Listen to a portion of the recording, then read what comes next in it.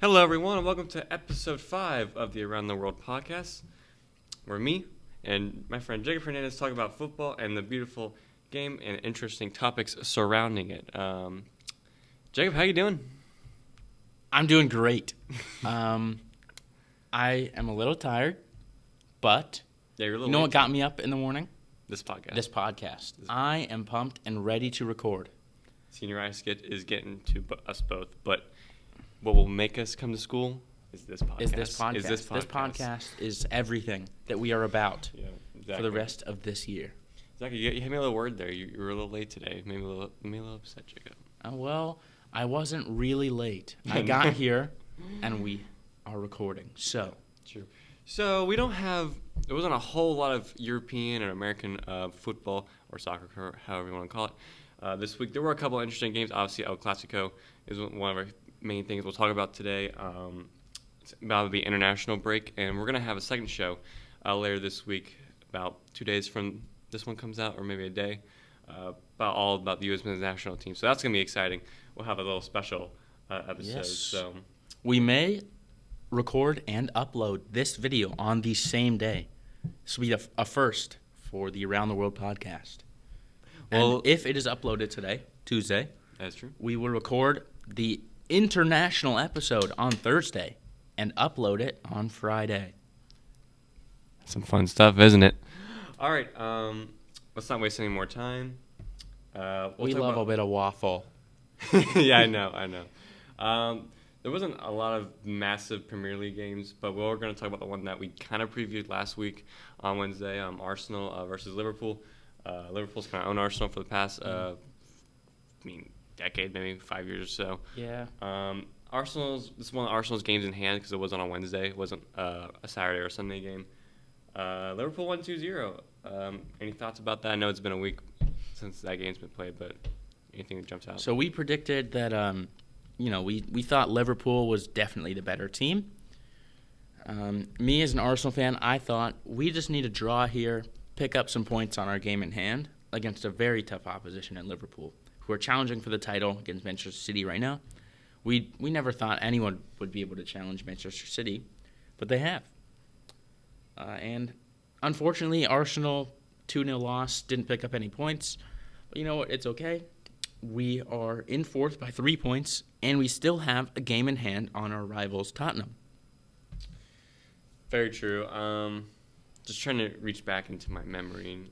It was kind of it wasn't as dominating as you would think, or it kind of was for some periods of the game. I mean, Liverpool kind of had the better statistically wise for pretty much all the categories, but they didn't get killed like 3-4, 5-0 or 5-1 like they've been in the past when they had Unai Emery and. Yeah, it wasn't that bad this time. Even like the first part of Mikel Arteta's tenure, they could never compete against Liverpool. Liverpool, you would still probably say besides Manchester City, this is the worst team Arsenal can play because they never show up really against Liverpool. But I mean, it wasn't that bad. I mean, 2-0 loss for Liverpool deserves a win here, but I mean, we showed up a little bit. Two of the biggest clubs ever in the history of football, obviously the biggest clubs in England. I mean, it's not a blowout. It's a typical standard loss when two big teams play each other. Arsenal did get a 1-0 win this weekend to, I believe, Aston Villa. I think it was. Yeah, it was Aston Villa. Aston Villa 1-0. So that's good. Get a good 3 points against a decent side. They're pretty good. Side. They've been kind of grinding out a lot of those 1-0s, 2-0 games, and our goal differential is only 13. So yeah. Like you said, fourth place. They got fourth place by 3 points, and Chelsea's ahead of them by 5, and they both played the same amount of games. But they still have one game in hand over Spurs and Manchester United, who have fallen to 6. West Ham's still there at 48. Wolves maybe. Yeah, Aston Villa was ninth place coming into this game, so I mean that was pretty high. Yeah. Maybe a Manchester United Europa Conference League. Maybe. Anything else, Jacob, that you saw over the weekend in the Prem that jumps out to you? Or Spurs did beat West Ham 3-1. I don't know if you won't read much into that. It is kind of 6th versus 7th. Yeah, I'm not too sure. I think we'll just come back from our spring break and the international break and go over anything else that we've seen, anything else we missed. Yeah, we pretty much covered the Prem. Hasn't been any. Yeah, we cover it every week, so there's not really much. Nothing much has changed drastically, but we all know where the teams are at. All right, El Clasico, in my opinion, the biggest rivalry in the sport. In world football, I agree. FC Barcelona versus Real Madrid. Aubameyang with a brace. Arsenal reject there, going on a free. Arsenal. Is he a reject?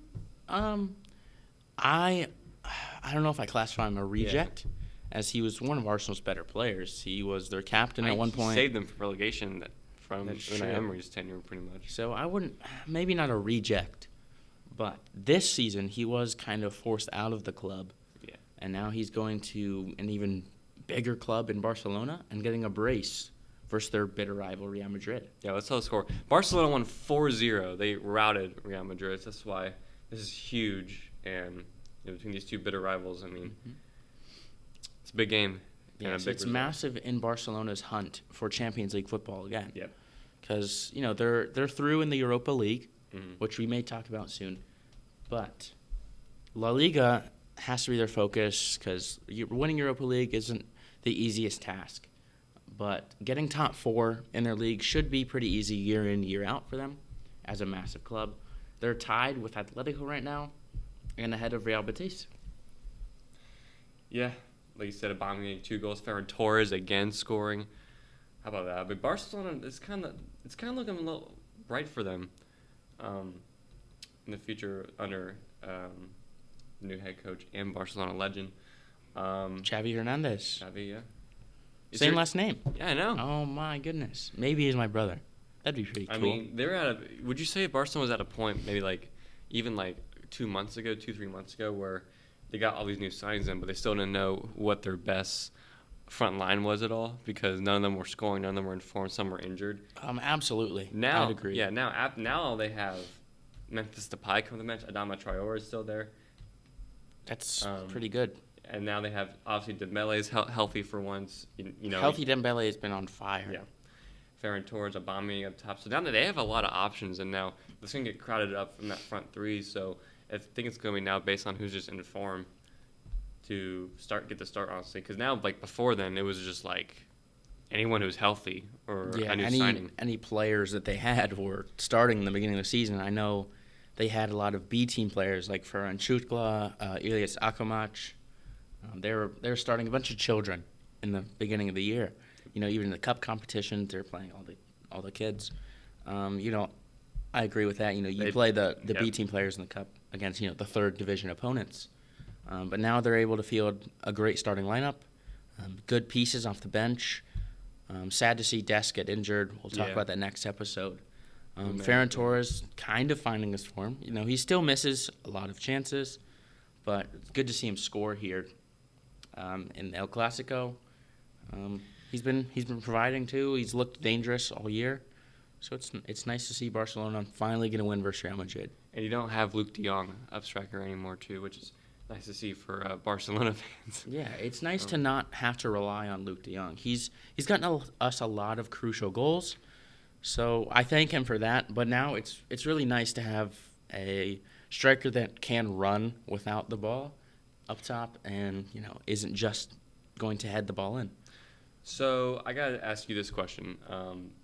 Real Madrid fans are not happy. I don't know if you looked at any of the social media posts after some of my favorite things to do once a team that you really kind of don't like gets routed. You always look at the comments or somebody's got fans saying they think Real Madrid didn't give their all in this game. They didn't think they put 100% effort. They think they kind of rotated the squad a little bit. They put a 4-2-4 with Luka Modric as one of the strikers. I don't know if they really rotated their side per se. That looks like a pretty full strength side to me. I'm not the biggest Real Madrid fan, so I wouldn't know. But the formation doesn't look like they were giving it their all. No striker with Benzema out. Maybe that's the problem. Yeah, that is true. Valverde, they didn't want playing. Rodrigo, the fans weren't happy with. Modric as one of the strikers. I don't know if he was playing a false nine in Vinicius Jr. I don't know if Jr. was the striker, but yeah, because Eden Hazard, who's obviously not really that good anymore, but doesn't even get off the bench. You would expect him to even maybe make an appearance. He didn't even play. Yeah, give him a shot. He's probably better than some of the other players that they're. Asensio came off the bench. Luka Jovic, who they bought a couple of years ago, has just never played, and he was actually did really good in the Bundesliga, and he's just he showed a lot of class over there. Yeah, and he's just never gotten a time at all. So why isn't this a game? I know it's Barcelona, but I mean, it's better than that than to change your formation and play with Luka Modric up top. Yeah, I'm not sure that Ancelotti played or managed his best side. Yeah, Ceballos does actually play for Real Madrid now. He was on loan at Arsenal. Yeah. Ancelotti, not his best managerial game, I'd say. I don't think he made any of the impact changes. He didn't make any tactical changes. But I think maybe even the players, too, they're so far ahead in La Liga, and they've beaten Barcelona so many times. I'm not sure if they tried their hardest. Yeah, definitely hit the nail on its head on that one. Yeah, there you go. I lost my train of thought on that expression, so thanks for saving me. Anything else you want to talk about this game, especially anything jump out to you? Barca still controlled possession 60-40. Yeah, that's expected. 10 shots on target of 18. That's really good for Barca. That's a lot for them from what I've seen in the past games. Yep. 12 points back from Real Madrid, but only 3 points back from Sevilla with a game in hand, too. So they could overtake Sevilla. Sevilla has drawn their past 5, so who knows? Who knows? Definitely a good win for Barca. Who knows? That could propel them to a late season run. Oh. You never know. All right. So we predicted the rest of the 4 Champions League games end of last week. I know it's been a while, just like the Arsenal-Liverpool game since it's happened. We previewed. Don't mind the lunch bag rumbling over there. Yeah. So Chelsea and Lille was one of the Champions League games we did preview last week. Chelsea did win in that second leg. Yes. Every away team won this week. So that was really funny to see. I pointed that out, and Luke's like, no way. They did. Yeah, 2-1. Chelsea were the winners. They're 2-1 on aggregate before the game. They go over into France. They win 2-0. They go through. I mean, that's expected. They're obviously better. Yeah, Christian Pulisic scoring again.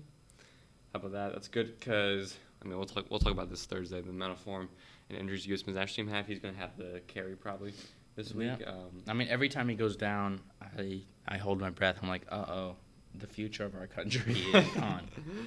Yeah. If we don't make the World Cup again, if we bottle, oh dear. Yeah, Azpilicueta scored second goal to give him a 2-1 lead. Pretty confidently, Chelsea won this. 4-1 aggregate. So, they weren't really facing any danger towards the end. I predicted 2-1 Chelsea. Just saying. Yes. Get it right. You get it right again. This man, Lucas, is on fire with his predictions. Well, I wouldn't say this week is on fire with predictions. Yeah. But when he gets them right, he gets it spot on. Exactly. He gets the scores right and everything. Exactly. And then we'll talk about Chelsea. Chelsea does have Real Madrid in their draw. We'll obviously preview that. But good on Chelsea, defending Champions League champs. They're definitely a contender to win it all again. Ajax and Benfica. Steal it in the Netherlands. Both of us predicted Ajax, so we both got it wrong. Yep. I also pointed this out. We kind of had a stinker this week, Lucas. We predicted this game and the next game wrong. We did. That is true. We did. Benfica won 1-0. They stole it. Darwin Núñez. Darwin Núñez? Yeah, I think his name is. Núñez. They had one shot on target and it went in. Wow. They got outpossessed 69-31. Wow. So they stole a result there. They should not have won that one. It looks like. Ajax had quadrupled their shots. They only had 2 on target, so that's their fault. They doubled the amount of passes they had too. Yeah, the pass accuracy it's was 64% pass accuracy. to Ajax's 84. Oh my! I mean, good for Benfica getting another round. That not that they're a small club and they need the extra money from the Champions League, but you do probably get a lot more money getting through that round. True. We pretty much said whoever's going to get through to this game will probably get eliminated unless they get drawn with Villarreal because it'll probably be an equal game. Yeah, that was their really only shot to get through another round, but they didn't get the easiest of draws. They're drawn with Liverpool now. Yeah. We'll just leave it at that. They're probably not going to go through. I would be shocked. If they got one shot on target against Ajax, Ajax is a good side, but Liverpool is definitely a lot better. So, I'm going to say it right now, even though the games aren't even close to happening, but Benfica's going to lose. If they prove me wrong. You're going to upset our Benfica fans. All the Portuguese fans that watch us here in Midwestern Ohio. All right, we'll go through this a little quicker. Juventus, Villarreal. Villarreal, 3-0. Yep, another L here for our predictions. We fumbled the bag once again. I was shocked by this result. They were 0-0, 78 minutes in, 1-1, and was going to go to extra time, and then they scored 3 goals in 12 minutes. Pen from Jared Moreno towards the goal, and Danjuma with another pen. 2 pens. That's sad to go out like that on 2 penalties. Villarreal had 41% possession and 3 shots on target. 3 shots on target? And 3 goals. Hey, you miss 100% of the shots you don't take. That is true. You never know. So good for Villarreal, I am shocked at this result. And I watched a little bit of it. The midfield from Juventus got completely overrun by Villarreal. And you would kind of expect that because it is a Spanish team. Yeah, their midfields are pretty good. But I'm just saying, Juventus did not have Weston McKennie. They did not. And then midfield. They played Danilo at center back. He's not a center back. Arthur, Barcelona reject, kind of. Him and Pjanic in like a swap deal. Hasn't really worked out for either of them. Dybala off the bench. That was a bit bold there. There's also a report that came out yesterday that he's leaving Juventus in the summer. I also heard that he did not come to terms with Juventus on the newest contract proposal, so he will be leaving Juventus if all is true. Where do you think he'll go? That's $1 million question. What club wants him or needs him? Arsenal. Honestly, the way Arsenal's going, I don't know if Arsenal needs him really. We need a striker though. Yeah, that is true. I could see Arsenal. Arsenal always bottles the transfers. That's not really like their. That's not an Arsenal thing to do. The biggest transfer they got was probably Aubameyang, a couple years ago. Years ago, now he's gone. Yeah, it would be nice to see him in Arsenal, obviously, but Arsenal bottles every transfer. So I watch him go to Manchester City. He probably will. Oh my god. Honestly, he might because Manchester City has enough, money to pay him. His wages. Such a Pep Guardiola player. It's like, all right, whatever. Not be fun if he goes to the Prem and plays for City. No. All right, last game, the biggest game we had, Manchester United, Atletico Madrid. We got it right. Yay! We didn't get the score right, but we did get the prediction right. We both picked Madrid. Madrid 1-0 winners at Old Trafford. That was a bit odd. I was thinking Ronaldo would score, but Oblak returned to form. Yeah, Oblak played really good this game. A goal, just no one marking him back post, cross in. Renan Lodi, a left back, scoring. Assisted by Antoine Griezmann, of all people. You don't hear that name anymore at all.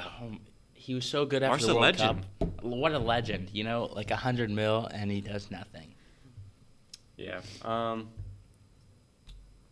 I don't really know. Ralph Frank. It's almost like this wasn't surprising, really, at this point. Honestly, when you see a substitution here in the 67th minute, Ralph brings on Nemanja Matic in 2022 for Scott McTominay. McTominay not like the best player in the world, but I wouldn't say Nemanja Matic is an impact sub that you need when you need a goal.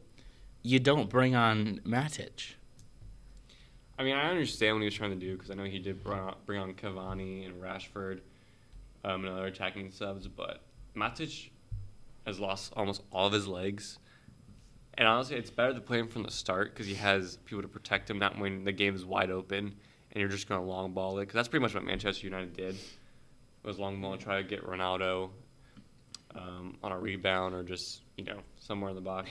They subbed up Bruno Fernandes, which is kind of eye-opening, but I don't know. I mean, you need a goal. Yeah. Well, your best player last season, and you're subbing him off in the 67th minute. Yeah.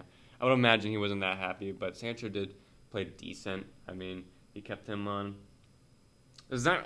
Honestly, if this was a Manchester United that was in third or second and we were talking about them losing to Madrid, this would be a more bigger thing. But we've talked about, the past couple weeks down their form and just the state of this club is that we talked about Harry Maguire a little bit. Yeah, Manchester United have kind of fallen off. They're lower down in the Premier League table than a club like them should be. Atletico Madrid in this game actually had less expected goals, less shots on target, and less possession as well. So kind of like I was thinking, grinding out a result against Manchester United, getting that one goal, and then Simeone just putting it in to park the bus, really. Yep. Just protecting that one goal lead. Atletico are really good at that. Very true. Anything else? Madrid moves on to Manchester City, so we'll preview that. So that should be a really good series. See if they can beat both Manchester sides. Yeah, that should be a really good series. All right, let's wrap this up with a little bit of Major League Soccer, some MLS. Major League Soccer, the only time it's called soccer in the entire world. So, FC Cincinnati, Jacob played probably one of the best games I've ever seen them play, and they got a 3-1 versus Inter Miami. Brandon Vasquez has back-to-back games where he scored 2 goals. 4 goals in 2 games. I don't know how. He is not a world-class striker for the MLS. No, I was eating dinner with my family. We looked at the score, got a notification on my phone, and I went, oh my goodness. FC Cincinnati is winning a game. Again. I really hope we could talk about Inter Miami at some time because they are so bad. That club, their mentality, the morale, the state of the roster, the coach is so bad. Inter Miami have a -8 goal difference right now, and they have 1 point. This is probably the first time I would say FC Cincinnati played a team that was worse than them. That was worse than them, and the organization isn't more dysfunctional than them right now. That was really hard to do. It is, and honestly, it's looking like Brandon Vasquez scored his second goal, and they cut to the bench, and Pat Noonan's dapping up the assistant coaches. They seem just in a way better state of mind mentally. And now Vasquez, he's young, he's 23, and he came from Atlanta United, but he's not a world-class striker yet. But he's doing really good. He's tied for the Golden Boot right now with 4 goals. Maybe Pat Noonan has implemented his system really quickly, quicker than we thought. Yep. Maybe he's brought his winning over from Philadelphia over to FC Cincinnati. 2 wins in a row. Could it be the start of a playoff push? No, absolutely not. We don't have the size. Here's when I'll get realistic. I don't think they're gonna make the playoffs. The successful season for them is honestly if there's a point in the season where they can, obviously not last, but if there's a point in the season where they can make a playoff push, or there's games where fans are thinking about even making the playoffs, that's a successful season because of how bad they've been. 3 straight last place seasons. Just give the bar is really low. Yeah, give Cincinnati some hope, at least. You don't have to win. You don't have to win the league. You don't have to make the playoffs. Just give us some hope. Be close. Be top 10 or something. Exactly. And don't be Inter Miami. I think they're gonna do. Yeah, don't really seriously. Do not be Inter Miami. Their coach is throwing their only star player Gonzalo Higuain under the bus just 3 weeks in. Yeah. Good on FC Cincinnati. I don't think they're going to make the playoffs, but if this is a year where they can get even 8th place and they have a couple games a year where they beat a couple top teams, that's really good for them. Yeah. So, we'll see. Inter Miami's supposed to be the massive club where all the old stars come to play. And they've been bad for 3 years. They really haven't been showing those older players like, Messi, other players like Neymar. They haven't been showing them why they should come over. They played Breck Shea at center back and a 3 in a back a couple weeks ago. Phil Neville is just not a good coach, it seems. Not really. I mean, they had Blaise Matuidi, too, after fresh off a World Cup win, and he's gone after just 1 year. Yep. I mean, they brought in DeAndre Edlin. He's a pretty good player. Kieran Gibbs.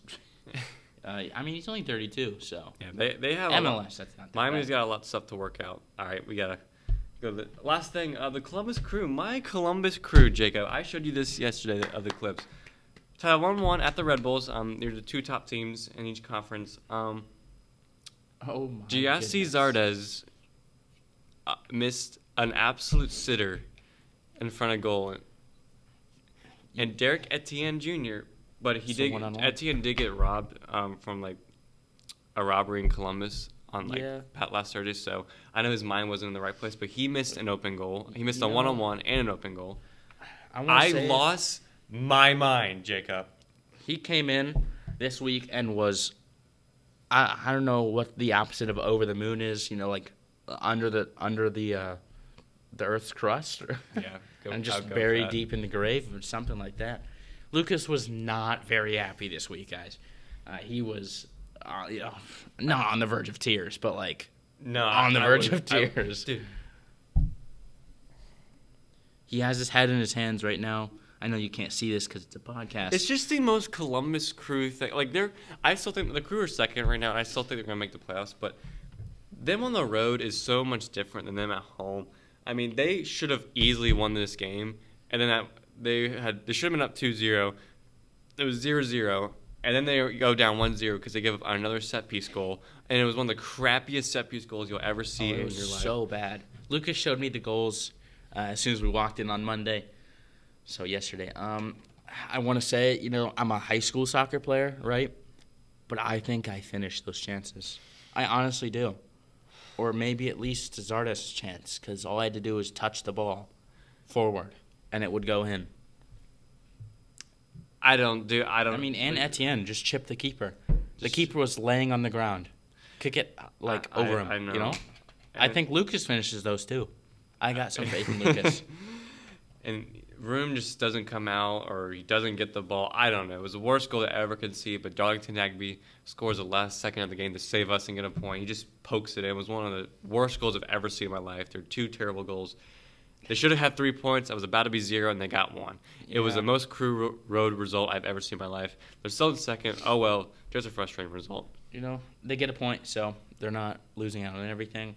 They're still close. Only 4 games in. It's sad to see them probably dropping 4 points already. Yeah, that's true. I mean, they're still up there. I mean, only Philadelphia is ahead of them. Only 2 points ahead. That's just 1 game that they slip up.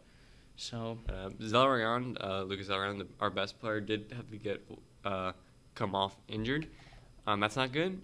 I don't think it's anything serious. Good. So I think it'll be all right. We don't play. The Crew don't play next week. Obviously, no one plays except FC Cincinnati does play. They play Charlotte FC, the expansion team, next week. Let's see if we get beat by a club younger than us. Probably. Yeah. And we'll probably talk about a little bit of FCC versus Charlotte since they won the 2 MLS games that are next week. But we won't be here next week. That is true. Oh my goodness! And that is why we're doing 2 shows. Because we want to give the men's national team the men's national team some hype before their qualifying run, because we do not want to see another World Cup without our home nation. Yep. So if they're not there, who do I root for? Canada. Canada? Spain? I guess I'd root for Spain, but. Yep. All right. Well, look out for Thursday's show, guys. I mean, after this is uploaded, look out a couple days from now. Yeah, Thursday or Friday, we'll have a special episode for you guys. Yep, sir. All right. See you guys Thursday. Yeah, see you guys Thursday. All right. See you next time.